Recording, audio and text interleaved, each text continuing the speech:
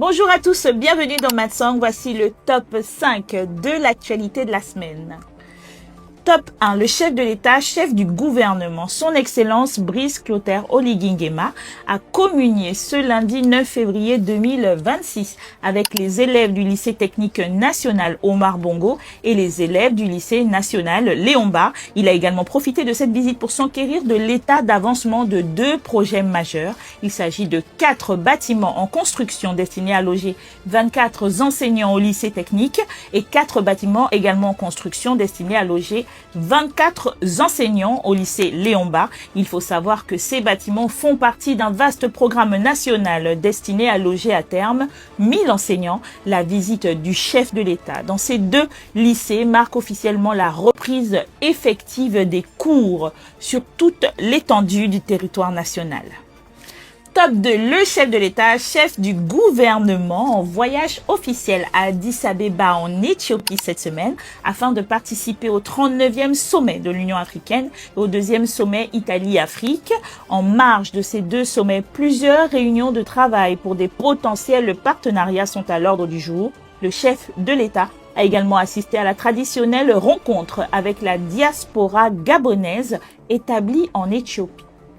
Top 3, toujours à Addis Abeba, le Gabon a été élu au Conseil de paix et de sécurité au sein de l'Union africaine. C'était ce mercredi 11 février 2026 à l'occasion de la 48e session du Conseil exécutif de l'Union africaine. Pour rappel, le Conseil de paix et de sécurité est chargé de la prévention, de la gestion des conflits, de la médiation, ainsi que de la consolidation de la paix sur le continent africain. Le gouvernement, par la voix du chef de l'État, réaffirme la disponibilité du Gabon à jouer pleinement son rôle au sein de cette instance stratégique. Top 4, ce mardi 10 février 2026 s'est tenu un conseil interministériel présidé par le vice-président du gouvernement, Herman Imongo. Cette réunion était l'occasion de rappeler à chaque membre du gouvernement l'exigence de redevabilité et l'obligation de résultats concrets. Quelques jours après avoir remis officiellement au chef de l'État le dossier des feuilles de route ministérielles des 100 jours. Par ailleurs, les membres du gouvernement participent à tour de rôle à l'émission Le gouvernement s'exprime où ils présentent leurs feuilles de route respectives. Diffusion chaque soir à 21h sur Gabon 24. Et pour finir, top 5 ce lundi 9 février 2026, Maïs Muissi, ministre du Logement, de l'Habitat, de l'Urbanisme et du Cadastre, a procédé à la remise officielle de 5224 décisions de cession à la conservation foncière.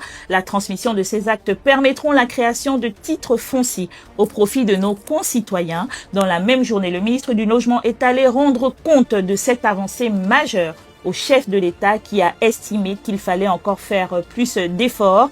Objectif, 50 000 dossiers à régulariser dans les 2 prochains mois. Le chef de l'État a également instruit la mise en place d'un guichet unique destiné à fluidifier les démarches administratives en matière de foncier.